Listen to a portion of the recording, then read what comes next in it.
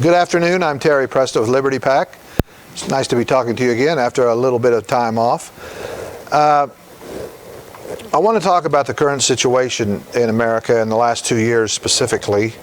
There's a battle going on, and I think people are kind of aware of it, and yet they kind of have a hard time putting their finger on everything. And I would like to connect the dots going backwards and actually then read the tea leaves somewhat going forward.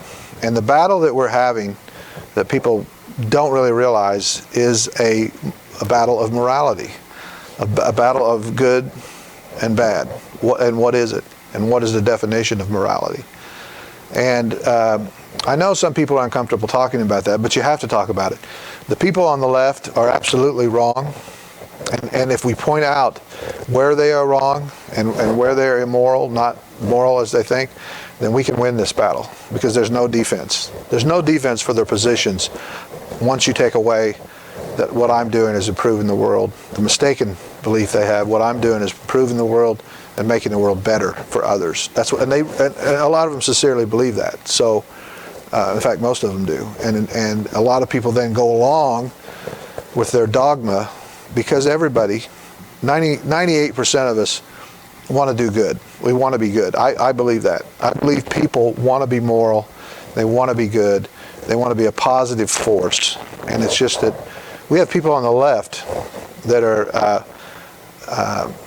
not only confusing, but are deceiving people. And let me tell you what I mean. If there were 100 people in a room, and I asked those 100 people, what makes you happy? We would expect to get about 100 different answers, because that's an individual thing. What makes you happy, it depends on your age, your job, where you're at. But we make decisions all the time to try to be happy with our, either in our own person, with our family, in our job. People are rationally self-interested, and our system of capitalism and America, the idea of America is really that simple. This was the first time in the history of the world, and the only time in the history of the world, where the people who were forming the government had the foresight, our founding fathers, to say, wait a minute, individuals want to be happy. And if we're going to create a system where they're unfettered by other people, and even unfettered by their own government, and they have the best chance of being happy, and they can achieve their values or not, dependent on their ability. If you have all the ability in the world, you can be an Elon Musk. There aren't many Elon Musk, but you have the right in your own, in capitalism, you have the right to collaborate with whomever you want or not. And depending on the values, if you share the same values with somebody and you share the same ideal, or you come together, that's what capitalism is. Mutual gains from voluntary exchange. We all go into teams, at least since we all quit. We don't all farm anymore. We all go into teams and we try to collaborate, and we do what we think's in our rational best interest. That's why this society works, because it identifies and aligns with man's nature as a rational being. We are all men and women, rational beings and rationally self-interested. We have to be, or we would be extinct. So this was the first time, and the first time in the last 300 years where a revolution led to a society that was better off. In fact, not only a little better off, but society has taken off in the last 245 years of this country. And the improvements have been amazing. Not just physical improvements and improvements in lives, but monetary, health, in every manner conceivable. It's been a miracle. How that's missed by people, I don't know, but it's missed by a lot, because the idea of this was radical at the time. The idea of the individual was radical, and individual rights, life, liberty, the pursuit of happiness, and to secure these rights, governments are instituted amongst men. That was the most radical thing that had ever come out of a formation of a society or a political government. That we were on top as individuals, and the government was to serve us. Now, obviously, it's not been that way the last 2 years. It's been exactly the opposite, and that's part of the problem. That's a huge part of the problem. So, For us, and when I say us, those of us that believe in the individual and the original ideal of America, it's the individual that is moral or not. It's the individual that thinks or not. It's the individual that collaborates or not. And so it's an individual morality. And if you're rational and nonviolent, you're moral. You're pretty much moral. You should be rationally self-interested, which is your nature. And that's why society for the first 100 years of America was the most peaceful in the history of from the end of the Napoleonic Wars to World War I was the most peaceful time in the history of the world. So, the other side, let's take a look at the other side. The problem we have, the other side doesn't see the world like that at all. In fact, they see it exactly the opposite of that.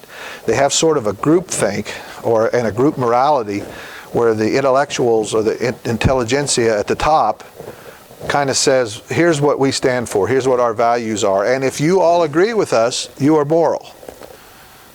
So, Antifa, Black Lives Matter, global warming, CRT, if you believe with the values, these are our values on the left, if you agree that these are moral. And Hillary Clinton expressed it so eloquently, and she was sincere when she said that. She said, you know, the other side's really just a basket of deplorables.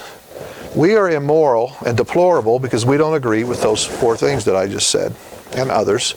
And we can see that they're immoral, and we need to point that out. And that's the whole gist of where I'm coming out from here. Their idea that there can be some sort of groupthink and that they all should be in lockstep is not really thinking, because there's no such thing as a collective brain. You either think or don't with your individual brain. Same thing with morals. You can't have group morals. Individuals act. Morality is the action which is good. And if the action is bad, then it's immoral. Every despot and every tyranny in the world has had that collectivist idea of groupthink and collective morals. And that's why we have to step up and say that is not correct. In fact, it's not only wrong, it's immoral. And let me tell you what I mean. We just had a great illustration of this in the Rittenhouse trial. The prosecutor at one time, when he was explaining to the jury why Rittenhouse should spend the rest of his life in jail, he said, don't you understand these people that were rioting, Antifa, I mean, it was Black Lives Matter, and Black Lives Matter, even the 3 people that were shot, these people are heroes. Now, yeah, they were burning buildings, they were breaking glass, they were, hurting some people, but they're heroes. Why? By virtue of agreeing with the values on that side. And that's their morality. And it basically is no morality.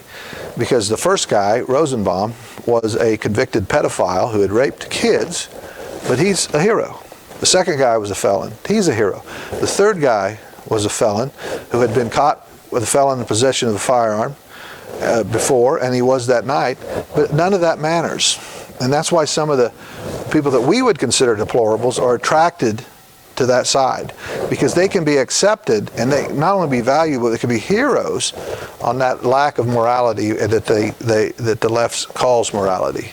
And it's actually the most immoral thing that could ever happen, and it's very dangerous, because under that scenario the group has no morality. It's whatever the leaders say, this is what we're going to advocate for, and however we want to get it. And I'll give you an example of how that, there's an example in Portland of how that went wrong. The Proud Boys were having a peaceful demonstration, and Antifa decided to counter demonstrate, which is, as long as everybody stays peaceful, that's, both sides were okay there. One guy walked up and shot a Proud Boy at the very end when they were all leaving to go to their cars, shot him dead and left. There was no that's why people wonder, why was there no outcry on the left? Because he's a hero. It doesn't matter that he shot somebody. In fact, Trump had to send, they didn't even send anybody after him out there in Portland. Trump had to send the federal marshals. They found him and they got in a gunfight, and he was killed. And so the people that burned all those buildings down, they had billions of dollars of damage over that summer of 2020. They're heroes under that morality. And that should scare everybody, because not only are they wrong to do that, they're immoral. And they think they're immoral. And the left can be defeated if we point out these distinctions, that they're wrong. They get these kids in college and they tell them, you know, you got to believe X, Y, and Z if you want to be in the group and you want to be moral. And as long as you believe those and you advocate for them and you argue, maybe you come out and protest once in a while, you're a good person. Bullshit. It's the exact opposite. It's the exact opposite.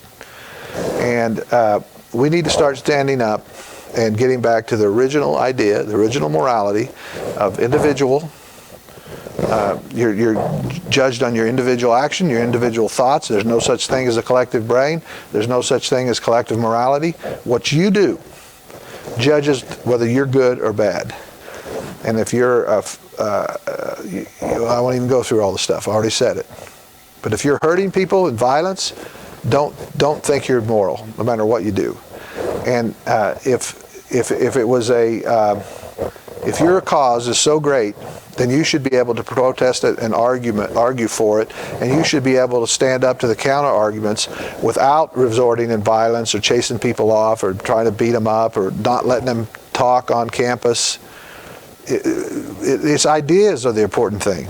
The idea of America and the individual was the greatest idea in the history of the world. And if you want to refute that, be my guest. But do it in a nonviolent manner, and do it on the campuses where there's supposed to be an exchange of ideas, and argue your side. I would love to debate people on the idea of Antifa and the idea of Black Lives Matter. Black Lives Matter, which says it's a Marxist, communist, proudly they announce they're a Marxist communist group that want violent revolution in this country. So if I don't agree with that, I'm a deplorable. Well, sign me up as a deplorable. Anyway, the important thing that I'm trying to tell you is that the reason businesses go along with this bullshit is because everybody wants to be thought of as a good person. And if they think this morality, this false morality, makes them a good person, they're liable to kowtow to it, which is what we see. And that's absolutely wrong. When you see bullshit, you got to call it out.